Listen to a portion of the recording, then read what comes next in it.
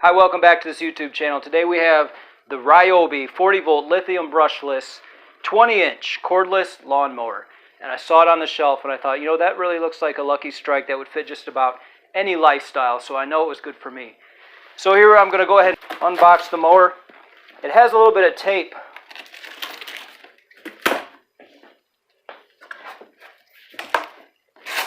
But it's looking new, so the tape on it is a little rough. It looks like they just tape them together instead of using any kind of heat sealing or big staples. But you can see it's brand new. Still has the mulch plug tag on it, so I'm good. I was a little worried it had been like maybe a reman or something, but no, this is all brand new. You can tell it's been untouched by consumer hands.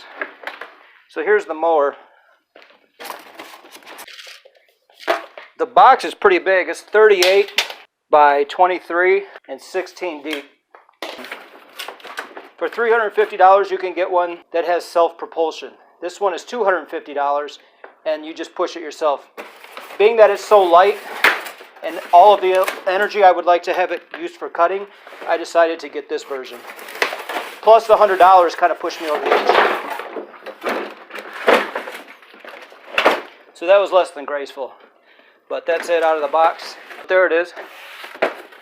I do all my own stunts. Looks like I get a charger and a battery, and everything is already assembled. So it's a 40 volt lithium ion. Now, a lot of them will say 80 volt and you'll think you're getting more. But with electrical energy, it all comes down to watts. It's a 40 volt system at 5 amp hours, which equals 200 watt hours of total energy. Some of the other competitors that say they are a max 80 some volts actually only have a 2 amp hour battery. So when you times the 80 volts times 2 amp hours, you're only getting 160 watt hours of actual usable energy. So that's 20% less than what you get with this machine.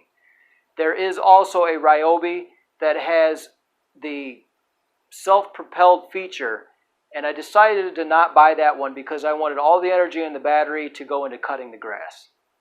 I had another mower that I was just using that was corded. And the thing about those is it's not a brushless motor, so they're not as efficient. So I know that even though it's not packing the same punch watt-wise, the brushless motor makes a difference.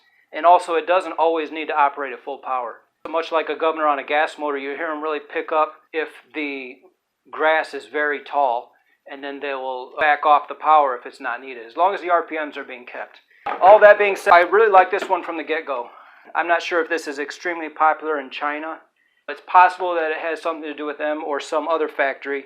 I'm sure that you could find out if you really cared. But it's a nice color. It's a little louder than I would have liked, but you know, it says Ryobi, so everyone's familiar with the electric power tools.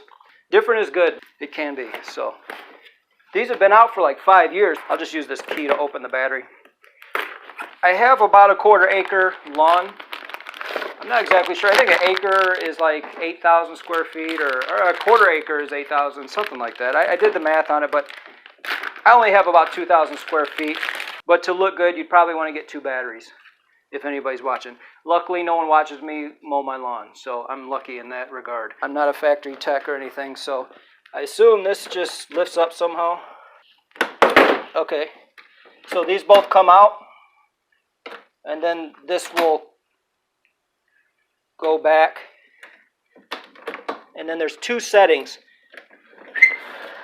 This setting and then one that's lower. So if you like to be more toward the waist, you can go there. If you like more toward your tummy, there's another setting for you. People are of varying heights as well, so that comes into play. Looks like we're at 1.5 inch right now. So that's a very close cut. My last mower was a home light, and I actually really liked it. But it was corded, so at times it was a little bit cumbersome when it came to mowing. But it also had this feature, and that is one where it lifts up all of the wheels at the same time. You may have to help it up, grab the handles to take the load off of it, and then it's going to want to drop down pretty quick. But there's half height. If you were going to mow some very tall grass, you could start at 4 inches and then take a second pass, maybe at 2 inches, just depending. And like after a heavy rain, maybe you'd want to let it grow a little.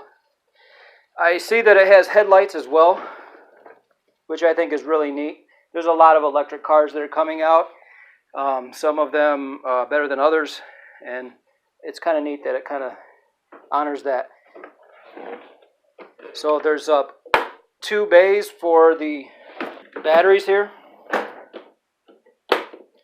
There's actually 2, but one works for the battery and the other one is just storage. So a person has to switch them around. If one dies, you're going to have to stop, open it, switch them, and away you go. The handle going forward like that and clicking is really nice for storage.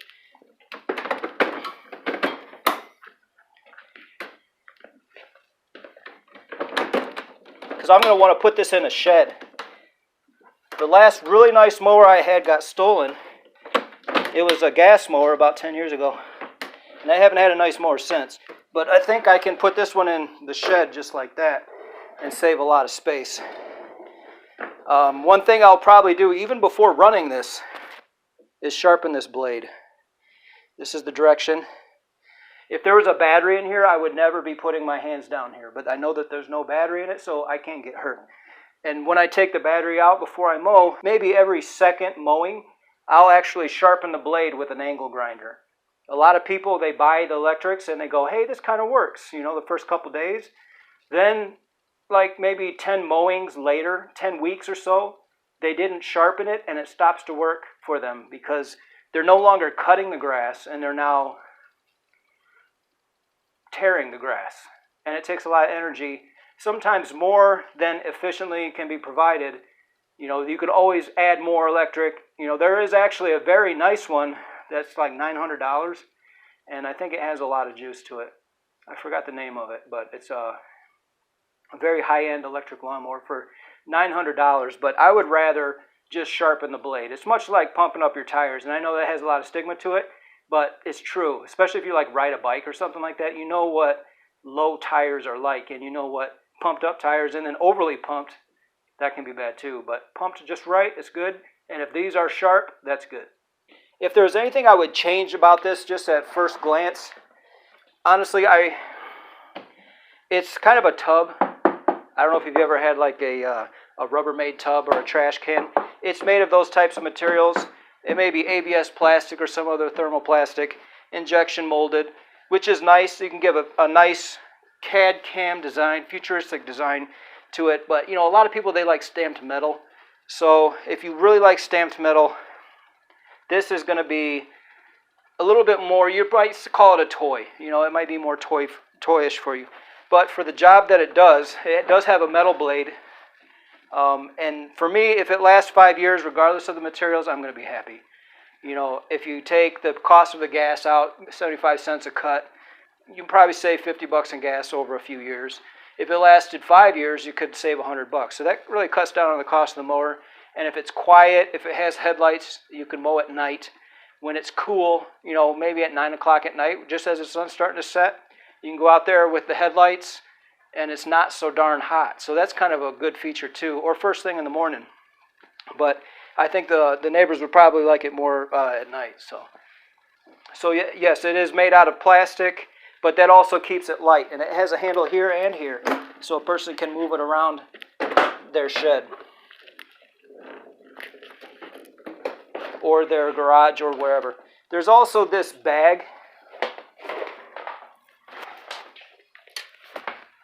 This is pretty familiar to anyone that's used a lawnmower. You open it up, you put the bag on, you use it as a bagger. One thing I've noticed about these electric lawnmowers is that the blade itself, it doesn't have as much of a fan kick to it. A lot of them, they cut and then they have like an angle so that it cuts and whips it up and kind of blows things around. That kind of action uses more energy, so they kind of keep it to a minimum. They want to use most of the energy for cutting.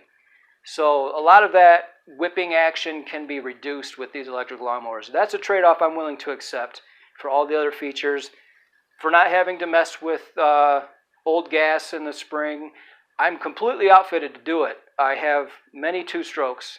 I don't hate them, but I have 4-strokes. I don't hate those either. But this is just something I think is novel.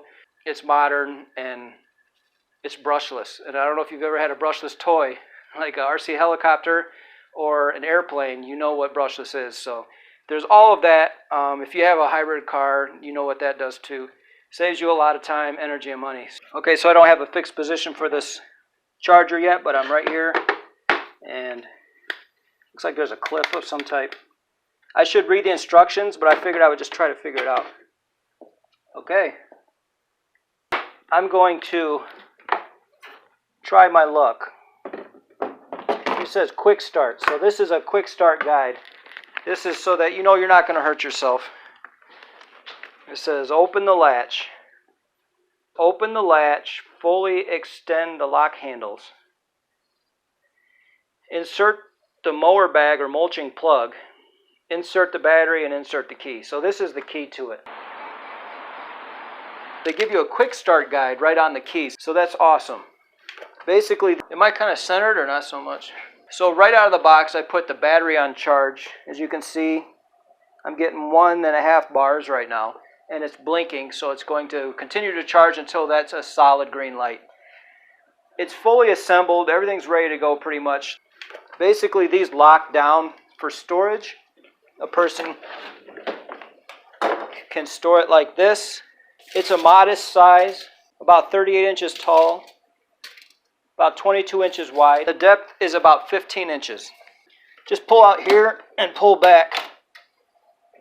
And then these will lock again here. There's 2 positions, one high and one low. So you get 2 angles for different height people or different comfort settings.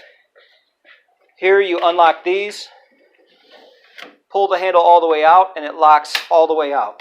It doesn't lock in any other position. So if you want to have it halfway, it's not going to work. These will not lock. This is at about a 38-inch height off the ground, which is normal countertop height for like a kitchen, 38 inches or so. Many handholds for doors are that height as well. I never thought I would want a mower with headlights. But now, thinking about it, now that I own one, I'm going to be able to go outside and mow at 8:30 or 9 o'clock at night when it's nice and cool and not worry about losing the sun. This height adjustment, that is really very, very handy. If you've ever done the old style on an older mower from, say, like the 80s and 90s, they would have, each one would have a separate height adjustment.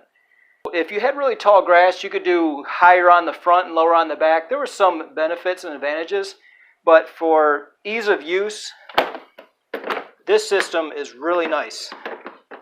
So included are the bagger and the plug. So the plug just keeps things going around in a circle, and the bagger catches the clippings. Looking at the blade and cutting area, you can see how the plug will complete a mulching design, while taking it away leaves a chute for the bagger to do its work. With the key in hand, I can inspect the blade. It's much like any other blade that you would see on a mower, but I can tell you with experience with electric mowers that they must be sharpened. I sharpen my blade every 2 cuts. The easiest way to sharpen the blade for me is to use an angle grinder. If you don't have as much experience with a power tool such as an angle grinder, you can remove the blade, sharpen it outside of the machine, and put it back. So with that said, I'm really excited to take it outside and let it rip. Okay, so here we are. I've mowed my lawn 10 times with this now, so the blade is worn a bit, but I'm going to go ahead and do a little sample mow. But one thing that I noticed, there's a lot of other videos on the internet, and the one thing that I've noticed is that not a lot of them get down there and put the mic down by the mower. It's kind of like off in the distance. So I'm going to go ahead and put the mic down by the mower so you can actually hear the sounds that it makes while it's running.